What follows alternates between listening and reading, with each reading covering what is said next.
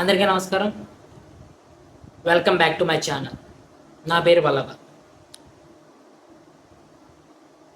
యాక్చువల్గా నేను ఈ వీడియోలోని ఒక అంశం మీద చేద్దామని వీడియో చేశాను. కానీ పొద్దున్నుంచి సోషల్ మీడియాలోని జరుగుతున్న సోషల్ మీడియాలోని ఫాలోవర్స్ కోసం, లైకుల కోసం, కామెంట్ల కోసం కొన్ని పరాన్న జీవులు ఉంటాయి. ఇంకా పరాన్న జీవులకి ఇవి మేత దొరకకపోతే ఇంకా చచ్చిపోతాయి అన్నమాట. చచ్చిపోవాలంటే ఇంకా ఏదో ఒక కాంట్రవర్సీ దొరకాలి. ఆ కాంట్రవర్సీతో ఈ పరాన్న సోషల్ మీడియా జీవులు పడి తినేసి గ్యాస్ పెరిగిపోయి నోటి విరోచన వాంతులు చేసుకునేదాకా ఊరుకోరు. నేను 2 అంశాలు చెప్తాను కదా. ముందు రెండోది చెప్పాలనుకున్న అంశాన్ని ముందుగానే చెప్పేస్తాను. నిన్న బ్రహ్మానందం గారి కొడుకు సంబంధించి తాత మనవళ్ళ కింద సినిమా చేస్తూ దానికి చీఫ్ గెస్ట్గా చిరంజీవి గారిని పిలవడం జరిగింది. యాక్చువల్గా ఇది తాత మనవడ సంబంధించిన సినిమా కదా. సో చిరంజీవి గారి ఫ్యామిలీ ట్రీ గురించి అక్కడ ఉన్నటువంటి యాంకర్ గారు సుమా గారు క్వశ్చన్స్ అడుగుతూ ఒక్కొక్క ఫోటో చూపిస్తూ చిరంజీవి గారి తాతగారు, తర్వాత రామ్ చరణ్ తాతగారు, తర్వాత మన రామ్ చరణ్ కూతురు అయినటువంటి కింకార తాతగారు, ఇలాగే ఈ ఈ ఈ ఫార్మెట్లో చూపించుకుంటూ వచ్చారు. అక్కడ చిరంజీవి గారి కావాలంటే ఆయన డొంకతిరుడిగా సమాధానాలు చెప్పచ్చు, లేదా తప్పించుకునే ప్రయత్నం చేయొచ్చు. కానీ ఆయన స్ట్రైట్ ఫార్వర్డ్గా ఆన్సర్లు చెప్పారు. చిరంజీవి గారి తాతగారికి 2 వివాహాలు జరిగినాయి అంట. అదొక వివాదాస్పదమైన అంశం కింద సోషల్ మీడియాలో ట్రోల్ చేస్తున్నారు. ఇంకో రెండోది, మా ఇంట్లోని ఎటు చూసినాని మనవరాళ్ళే ఉన్నారు, ఆడవారే ఉన్నారు. ఏదోని ఉమెన్స్ హాస్టల్కి వార్డెన్లా తయారైన పరిస్థితి. రామ్ చరణ్ని ఒక అబ్బాయిని కనరా మన లెగసీకి కంటిన్యూషన్ ఉంటుంది అని కూడా ఈ మాటలు చెప్పడం జరిగింది. ఇప్పుడు దీనిని రాజకీయంగానే వాడుకుంటూ వాగుళ్ళు ఏంటంటే పవన్ కళ్యాణ్ గారి తాతగారి పోలికలే పవన్ కళ్యాణ్ గారికి వచ్చినాయి. మళ్ళీ పెళ్ళిళ్ళ ఏడు.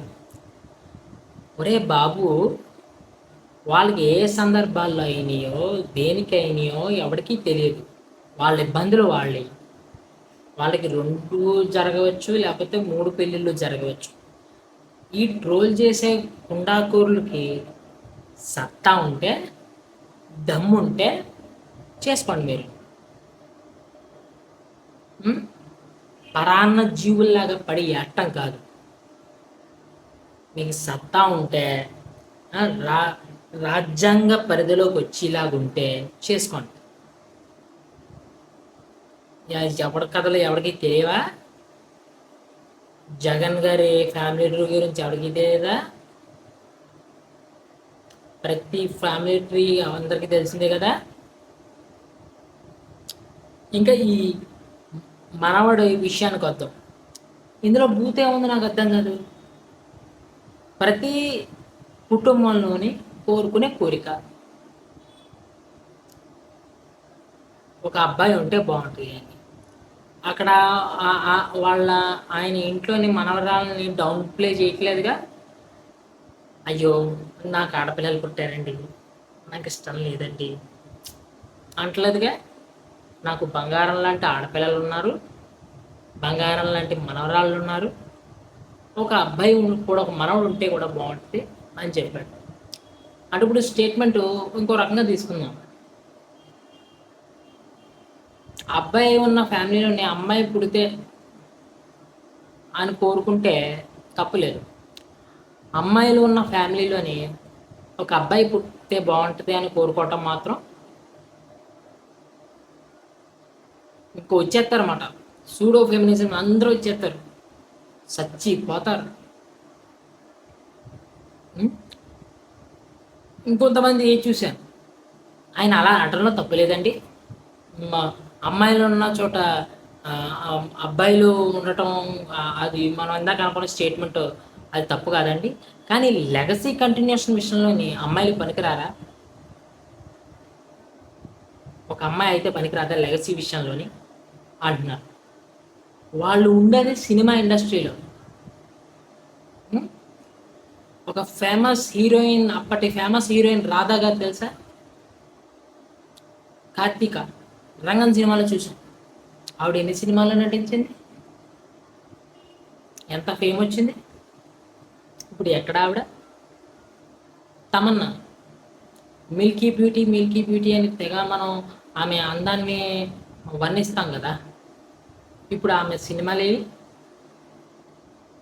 ఒక ఊపు ఊపేశారు ఇలియానా గారు. ఇప్పుడు ఆవిడ సినిమా అవకాశాలు ఏవి? సినిమా ఇండస్ట్రీ అంటే